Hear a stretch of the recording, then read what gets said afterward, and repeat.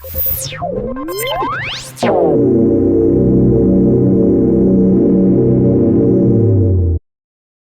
we are. Here's the latest in our cryptocurrency world.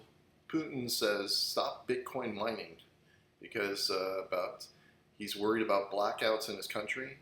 I think that really comes from drones, not Bitcoin mining. What's funny is he's got people like Viktor Orban who works for him and doing meetings with Xi and Putin, and now he's going to the Sith overlord. Anyway, Zelensky wasn't too happy about that. So what Ukraine did is halted their transit lines of natural gas, I believe it was, the last remaining bits of it. And this just highlights the fact that, Russia is a boiling frog, and they don't see it's a U.S. strategy to not have Ukraine win, unfortunately. I think we should have just given them everything that they need. We're just slowly boiling the frog and destroying their economy, making them, neutering them, basically. That's what we're doing to Russia. But that's not interesting. What's interesting is this. Trump is requesting $844,000 over it for a fundraiser seat at this Bitcoin conference on the 27th, I believe in Nashville, Tennessee. That's crazy. Now, what's also interesting about that is it's speculated that he's going to declare Bitcoin as a strategic reserve asset. And it is seen as a watershed moment. Oh, heck yeah. That would be crazy for him to do. So I'm going to be watching this very closely, and this could be a great reason why there's so many big money prints in Bitcoin. So stay tuned for that. Anyway, on to the video. Enjoy. Good morning. All right, here we are with Canoe. I just wanted to go over and update everybody. I've made some moves, and I've doubled up on Canoe when it went down to the 88.6% level. Right here. Expand the chart for you. And that's all it had to do is get down to this level, and I doubled up on it. And again, I'm looking for us to go all the way up to numbers at the very least, and get all the way back up to this area up here in the $8 range and higher. Really, I want to see numbers that go all the way up to here. So I'm just holding. There's nothing to do. I was asked about some of the electric plays because Tesla came back. I'm not a fan of Tesla. I will not invest in a company that is like way overvalued. It did retrace a great deal, and it could still keep going down.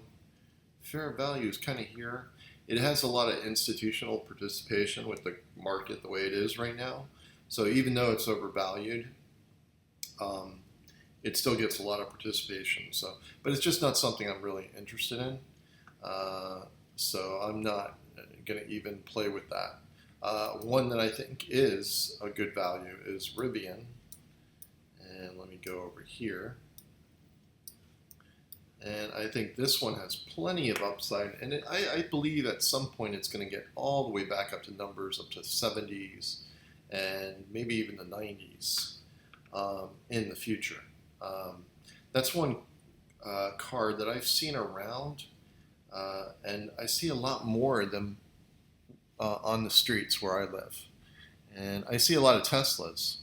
But now I'm starting to see a lot of these Rivians, and you can tell because they got the funky headlights. They're kind of like they're linear oval that goes up and down. It's vertical, and it looks pretty neat.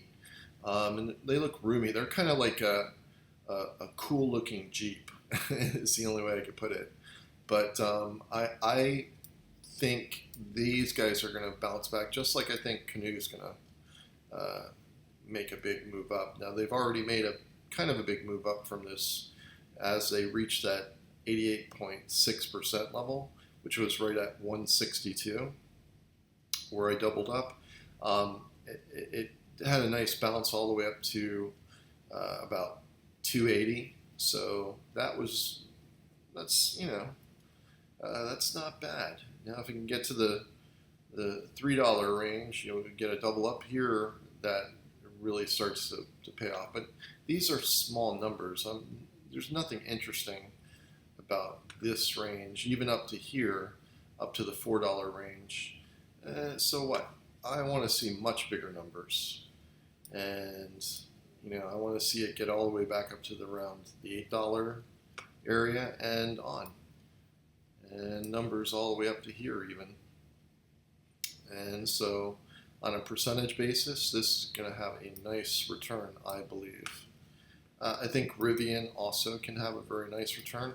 It's reacting better on the chart. This chart is very bullish. The volume is very, very bullish. So I think, you're going to see some positive upside on this one. All right, so that's the electric cars. My opinion there. Let's get to Bitcoin, because everybody's interested in this. And Bitcoin was simple. Bitcoin and Ethereum, I went 50-50, and I bought on that last dip. And let me show you where.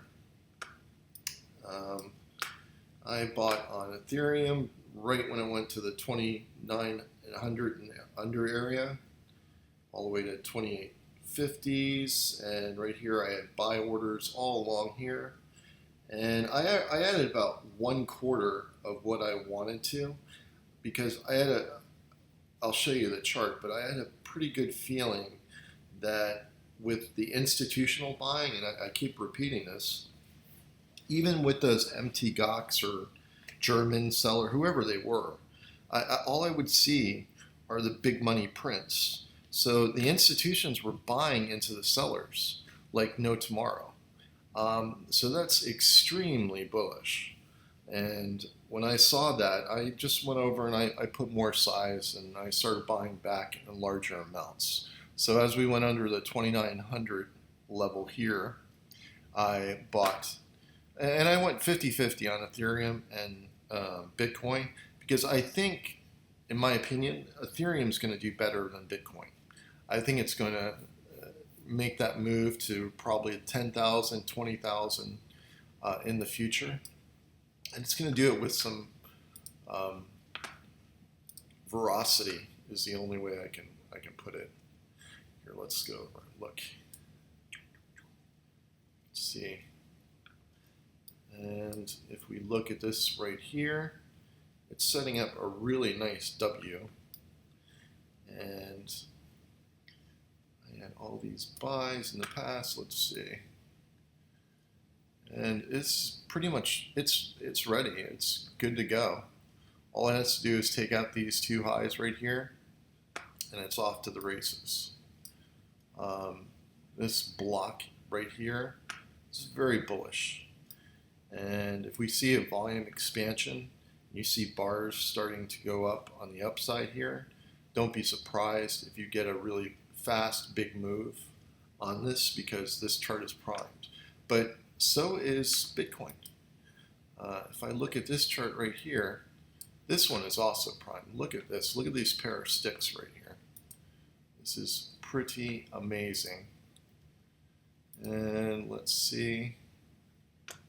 All right, this is where I was buying previously on this last pullback. You can see right here on that retracement, all I needed to do is go under this level right here, under 56. So I put buy orders in at 55 and right at 54, and they were both hit. And I bought equal amounts again of Ethereum and Bitcoin. I also added a lot on the altcoins. With the move down, I liked my favorites, SUI, and I took this one all the way down. I was just basically every 10 cents, so 80, 70, and 60. I bought this one all the way as it went down, and now it's moving back. It was a great buy from 90 cents and under, even under $1, all the way here. I believe this one is going to do very well in the future. And I would not be surprised if we break the highs and go to numbers all the way up to the $3 range, which and ultimately even up to the $8 range. So this one has a large way to go. Has plenty of time to do it, but it's ready to move and draw a trend line across this chart right here. And that looks fantastic. So yeah, I've went into this one as well as SEI when it dropped under to around 27 cents and all the way down to under 25 cents. That was another one I've added to. And GRT2, I also like this one. And when it went under 20 cents, I added here. I added at 17, a little over 17, and in the 15-cent range. And again, I think this one is another one. So those three, SUI, SEI, and GRT, as well as my favorites, which are Avalanche. And this was a buy under 25. And Link, of course, Link was a buy under 12, under this level down here. And what other one did I added Solana. Of course, I added Solana. I've been buying here. I was hoping it would go lower. I would like to see it get all the way back down here. So that chart is not really done, the pattern, but it made the minimum retracement down to the 122. So as long as it hit that, that's 61.8% of the range. That is perfectly fine in inverted numbers. For the extension, it also correlates to the 88.6. So that is that's good enough. Doesn't have to be perfect. BTC, Bitcoin is the main factor right now, and there's some things going on besides the buying that I saw in the institutions, which had me go for it. It's the leader, and there's a lot of buying in Bitcoin and Ethereum that I was seeing in the prints. So whoever the sellers were, governments, MT, whoever they are, they're getting washed out. And how long can they buy like that? The volume be available. So when that volume runs out, you're going to probably get an explosive move. And you know what I'm looking for as far as that explosive move. I'm looking for numbers to go all the way back up to at least the 83, around the 83, 84 area right here. This is what I've been looking for, and I think we're going to get a move to that number very quickly. I would not, if you see an extremely fast move, don't be surprised. One other one that I did add is on that last pullback was XRP. And I bought it right here. This was my area. 38 cents is its support zone right down here. So I was buying at and under the 39 cents and 80 area. This is your support zone. And all it had to do was get under here, under that 41 cent area down to here, all the way here. This whole area is the buying block. So I actually bought back a lot of XRP, and sure enough, after we hit here, I believe we're going to go all the way to, nothing has changed. I'm looking for us to get all the way to the 80-cent range. So the key here is whatever I bought here, I'm looking for half of it to double to get all the way back up to here. So I went in a decent amount. I went in some size on XRP at that 40-cent level just for this target above here. So this has fulfilled everything on the chart. If you look right here, go back right here, this is what I've been waiting for, to get under that 41 cent range. And it did it. And here was the prior spike down. So now that it hit this support zone, boom. I went into XRP and I bought a good amount of it. And I'm very happy with that one because you could see the move that it had. It went up to the 60 cent range very quickly, but can't do anything with it until it goes up to here. I need it to get to the 80 cent range. Nothing has changed. Like I said, it's been very boring. This whole range in here, it developed resistance here, it spiked down here, meandered, and then made its move down to that 40 cent and under area and found support right there in the 38 cent range. And anything under that 41 cents, 40 cent area was perfect. So I'm very happy with this one. But I'm happy with the down move on all of them. The German government really did me a favor. Thank you, Germany. Or whoever was selling, that was the beautiful opportunity. And so I'm very happy about the down move that we had. One I'm not so happy about is silver. Silver is still not really breaking out. It went up to the $31 range. I can't do anything with this until I get above 36. This is what I'm looking for. And the price action is kind of not fantastic.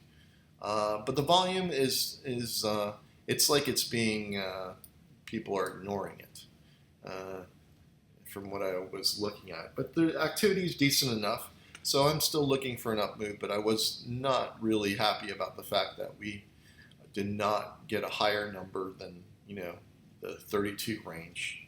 I was looking for more of a move than this before we pulled back, so meh is all I can say. But, that's, what are you going to do? I can only wait and see what happens with it. I still believe it's inflationary. It's still a pretty good, it could get down to here to the $26 range before finding support and then making another attempt to break the highs. So we'll see. I'm just not as impressed with that chart as I was expecting to be. Bitcoin, on the other hand, I'm very impressed with. Its bounce that it had after it went down to these levels down here, under here, the 55 to 54 area. Its spike up here. And now it's all because of Trump, believe it or not.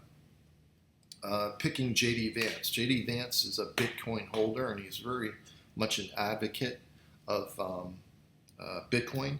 Now, I don't really care for their politics because they're nutbag Republican 2025 type of conservative authoritarians, but they are very pro-crypto. So there's an irony right there. On one hand, you have to weigh the factors of, they're complete idiots and criminals, pretty much. But they're very good for crypto, where Biden is the reverse. Biden and his whole administration, they could basically be employees of the bankers. It's pretty sad. So they're not good for crypto. Gensler is a complete idiot and very corrupt in the policies and the way he just does whatever, his bidding of his masters has not been good for crypto. And we would like to see them gone. And the only way to really see them gone is being replaced. And when you start to hear about Trump going to be at the Nashville Bitcoin convention, whatever the heck that is, he's going to possibly announce that Bitcoin as a reserve asset. A reserve asset? Really? Bitcoin? That would be absolutely insane. And you would see 83 in no time. 83K, that's what I'm looking for. So I'm looking for the numbers for us to go all the way up. I did very well on that last pullback, but here you go. This 83 near 84K, this right here, that's the primary area, and the volume is just, there's, every time there's sellers that come in, they get bought up by big prints. So whoever the buyers are, they're the ones with the big money. Now, Bitcoin, if there's not enough of it around for those buyers to keep buying, well, then you're going to start to see big price moves to the upside. And even with those sellers, like I said, the buyers just kept coming in and in, and I joined them. I wish I would have bought more, but I have limits. You know, I have to still respect the charts, and I did 1/4. I bought 1/4 of my whatever I was expecting, so I'm happy with that. And we'll see what happens. And I spread it out. I went with XRP, Solana, Link, Avalanche, SUI, SEI, GRT. I even bought some Doji, Doggy, Shiba Inu, and yeah, I spread it out. It's pretty decently. So cannot complain. I even bought some ICP. I'm sorry. As soon as it went to this level right down here under the 660 area, that was a fantastic buy. So I bought a little bit of everything. As you can see right here, let me point this out. This is one of the reasons that I went into this. Let's not use that. I don't like using their tools. I just like regular triangular tools. That's all I need. So here, let's change the colors. And you can see what I'm looking at. You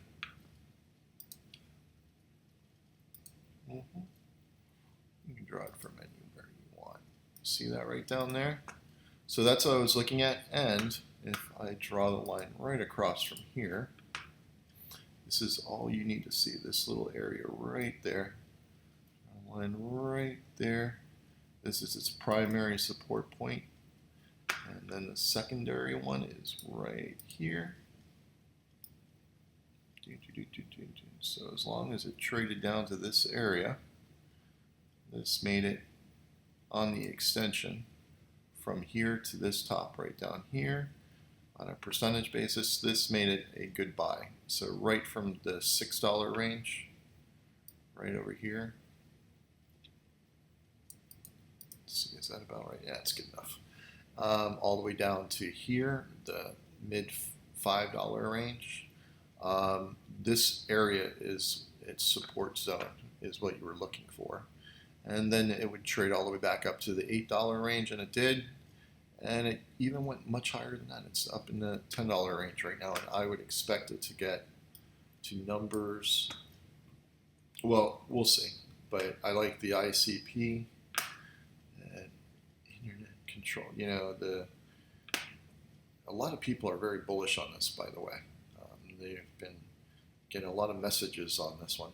But this is one I've added to. Not a super large holding, but I like it. It's not an SUI though. This one is the one I'm super bullish on. Anyway, that's pretty much it for this update. So you got the broad consensus. I'm very bullish on this move, and I think we'll get to that 83 number. And if you want my long-term perspective, well, here, I'll bring up the weekly, and nothing has changed. I'm going to look for numbers that go way higher than this. I think this little flag that we have right here, here's, don't they have the one tool. I need an ABC pattern. I need a flag type. Don't they have that in here? I could use a rotated rectangle. But they don't really draw very well. Yeah, I hate using tools that, because then no. Let's just use something freeform. Freeform would be, you know what? Honestly, I can just use regular trend lines. What the heck would I even bother?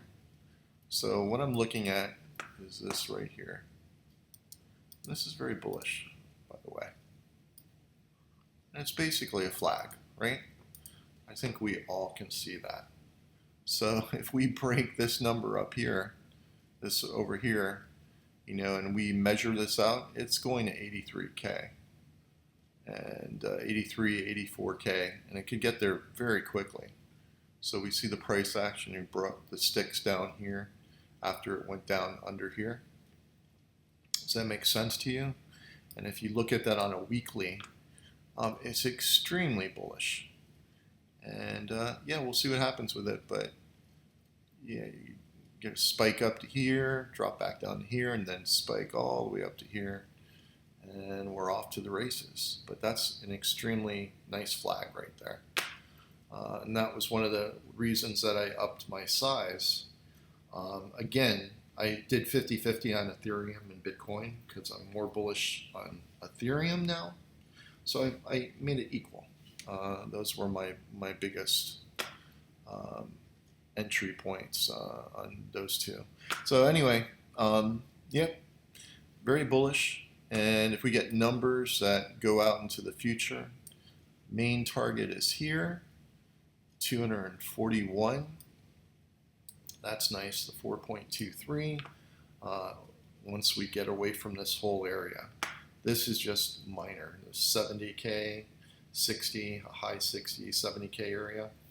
Once this passes, you know, we're going to be rolling. And we're not going to just be looking at the 127, but we're going to be looking at numbers that go all the way up to 423, and which is 241, and then numbers that go maybe all the way up to here. Whoa. But that's next year. And there's even some argument for numbers going as high as if it gets really crazy. And we'll see what patterns, big patterns, show themselves. Right now, you don't have to get crazy and be focusing on this. Let's just focus on the flag right here and us breaking it and seeing where we go.